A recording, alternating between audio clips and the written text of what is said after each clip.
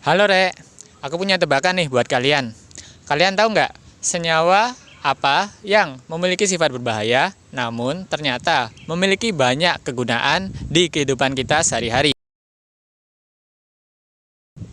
Senyawa ini juga dikenal sebagai asam anorganik yang paling murah untuk diproduksi dan bahkan memiliki gelar sebagai zat kimia universal dan juga raja dari senyawa kimia. Senyawa ini tak lain dan tak bukan adalah asam sulfat. Tahukah kalian bahwa asam sulfat ini memiliki banyak kegunaan di berbagai industri, baik industri pupuk, industri baterai, industri pengolahan logam, dan juga industri pengolahan minyak bumi. Tertarik?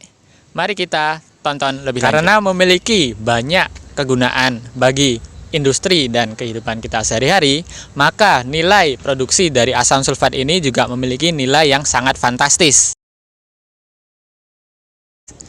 Pada tahun 2022, asam sulfat ini diproduksi dengan volume sebesar 265 juta metrik ton dan dalam tahun 2030 diekspektasikan akan diproduksi asam sulfat sebesar 320 juta metrik ton.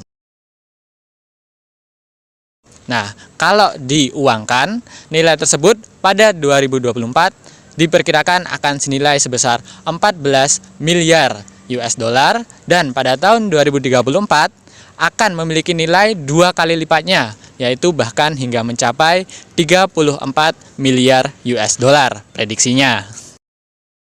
Berikutnya kita bakal bahas asam sulfat berdasarkan dari struktur kimianya. Nah, asam sulfat ini terdiri atas 3 komponen unsur, yaitu ada hidrogen, oksigen, dan sulfur. Untuk hidrogen itu sendiri berada dari golongan 1A dengan nomor atom 1, dan kemudian untuk oksigen dan sulfur itu sendiri berada di golongan yang bersama, yaitu golongan 6A. Hanya saja kedua unsur tersebut berada di periode yang berbeda, di mana oksigen itu berada di periode kedua dan sulfur berada di periode ketiga. Kemudian berdasarkan dari kelimpahannya itu sendiri, hidrogen merupakan unsur yang paling melimpah di alam semesta, di mana fun fact-nya juga unsur ini digunakan dalam fusi bintang yang membentuk unsur helium yang kemudian juga pencetus unsur-unsur berikutnya. Kemudian ada unsur oksigen.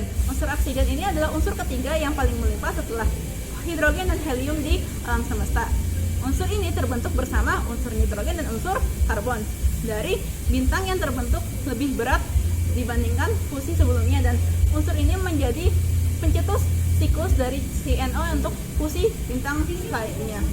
Kemudian ada unsur sulfur. Unsur sulfur ini terbentuk di daerah vulkanik atau daerah gunung berapi, dan kelimpahannya itu sendiri cukup melimpah, yaitu di peringkat 10 unsur yang paling melimpah di alam semesta.